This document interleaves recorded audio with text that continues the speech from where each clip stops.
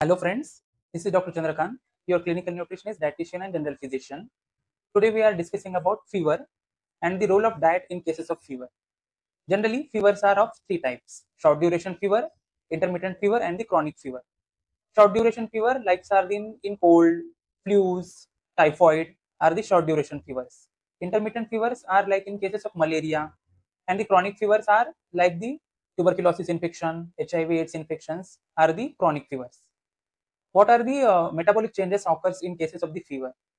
आपल्याला जर बघायचं झालं तर आपला मेटाबॉलिक रेट हा जनरली 1% जरी 1 डिग्री सेल्सियस जरी फीवर वाढला तर 13 ते 14% आपला मेटाबॉलिक रेट वाढत असतो. त्यानंतर आपल्या शरीरामध्ये ग्लायकोजन स्टोअर आणि जे ॲडिपोज टिश्यू स्टोअर केलेले असतात त्या आपल्या फीवरच्या केसेसमध्ये लॉस होत असतात. त्यानंतर आपलं प्रोटीन मेटाबॉलिझम कमी होऊन कॅटाबॉलिझम वाढत असते, त्यामुळे आपल्या किडनीवर एक्स्ट्रा लोड पडत असते. त्यानंतर फीवरच्या केसेसमध्ये वॉटर लॉसेस होत असतात, म्हणजे शरीरातून घामाद्वारे किंवा लघवीद्वारे एक्स्ट्रा पाणी जात असते.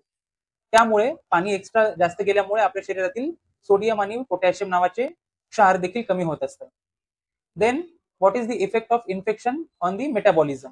आपल्या न्यूट्रिशनल स्टेटसवर काय इफेक्ट होत असते? आपल्याला फीवरच्या केसेसमध्ये आपलं ॲपिटाईट कमी होत असते.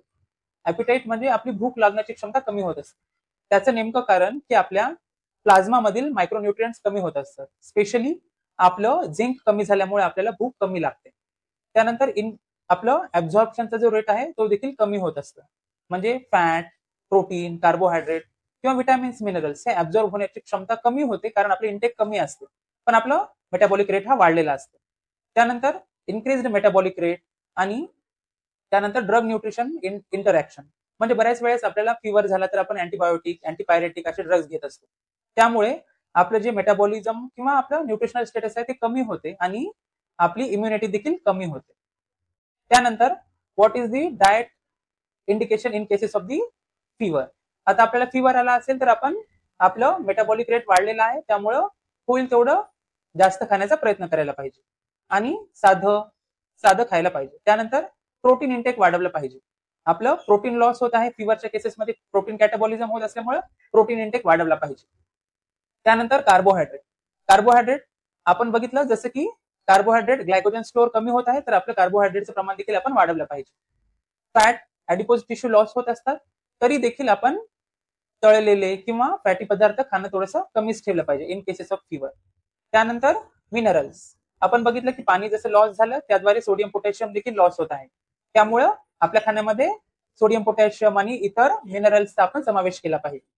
विटॅमिन्स, आपल्याला इम्युनिटी वाढवण्यासाठी विटॅमिन्सची आवश्यकता असते, त्यामुळे मल्टीविटॅमिन्सच्या टॅबलेट किंवा फळं, पालेभाज्या यांचा जास्त प्रमाणात उपयोग आपण फीवरच्या केसेसमध्ये केला पाहिजे.